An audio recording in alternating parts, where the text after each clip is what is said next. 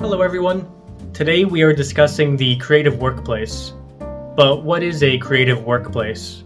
Well, starting off in the obvious place, I suppose, and defining terms, for me, a creative workspace has to fulfill a few different functions, but the ultimate goal of that creative workspace for me is a space wherein I, as an artist, primarily a writer, can kind of let the physicality of that place fall away so that I can open my, I guess I would call it my third eye. The creative workplace is where the magic happens.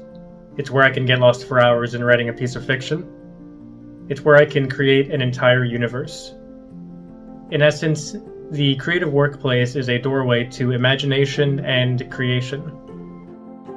Wherein I exist fully within the realm of my creation of the project that I'm working on. And to me, that is, in essence, what a creative workspace is. It's the place that lets me dimension hop in that way. As for myself, I actually have two creative workplaces, one here in Moscow and one back in Vancouver. The desk is the central cog to this creative machine. I have a coaster for my coffee and my computer plugged in. It's actually been really interesting for me to contemplate what exactly comprises the organization of my creative workspace, because I think that this location would probably give the impression that my office is of the utmost importance to me, that this is where I do most of my creative work. And I'll be honest, having lived a mostly nomadic lifestyle pretty much my entire adult life, my creative workspace is largely actually centered around my laptop. So choosing what type of online document storage system I'm going to use, finally landing on Google Docs, the freedom that grants you to work from many different devices, from many different locations, even down to making sure I have a good YouTube playlist for neutralizing sounds. I'm a very big proponent of the winter storm with crackling fireplace. So all of those aspects of the organization of the space have become very, very, very important to me as I've grown up as an artist. Nearby I have my bookshelf, organized according to genre, and I also have a corkboard with my weekly, monthly, and yearly goals posted.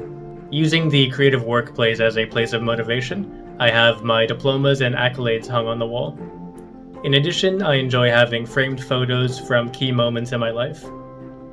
I think the creative workplace should be a shrine of exploits, as much as it is a serious place for creation and imagination.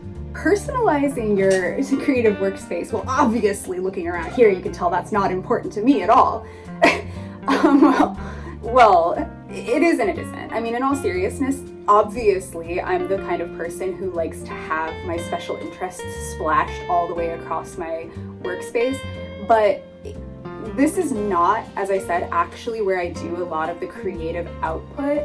That would be in libraries, cafes, anywhere where I can sit, where I can put headphones in, but there are other people around and that can hold me accountable and actually keep me on track and all of that good stuff. But when I'm doing the research for a given project, I really prefer to be in here because much of the research that I do, I rely on physical books and I read through them. I have to highlight them, underline, and this is a very small space, so everything really is very close at hand, and that is very important to me.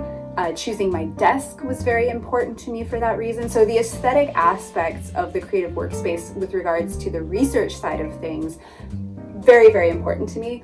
For the actual output, putting words to page side of things, not so much, unless in personalization we're also including font size, spacing, in which case I have been and always will be a Times New Roman 12-point font, 1.5 space girly.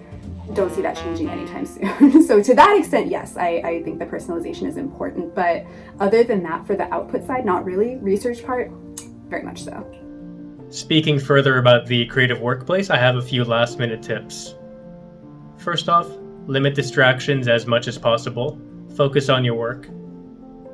But of course, make the creative workplace fun, motivational, and unique. Organize everything with your goals in mind. And of course, dress for success. Treat it like a workplace. And most importantly, promote synergy.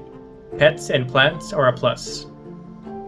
I try really hard, like I said, to separate my research using physical materials in a very physical, personalized space with the actual writing process, which for me is done almost exclusively digitally, but you could mix and match that however you wanted, whether that be have some research materials online but taking physical notes. Just again, things that can kind of help shake you out of familiar patterns and having a little bit more spontaneity that can give you maybe different ideas than you would normally have in a sort of routine process.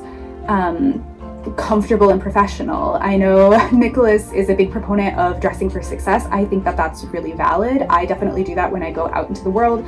Part of getting into the zone for me when I'm going to go and actually sit down and write something out is putting a lot of effort into the clothes that I'm wearing, how I want to present myself in whatever cafe, library, etc. that I'm going to be sitting in, hammering out madly. I like to imagine I look like Dostoyevsky. Actually, no, I don't. Scratch that.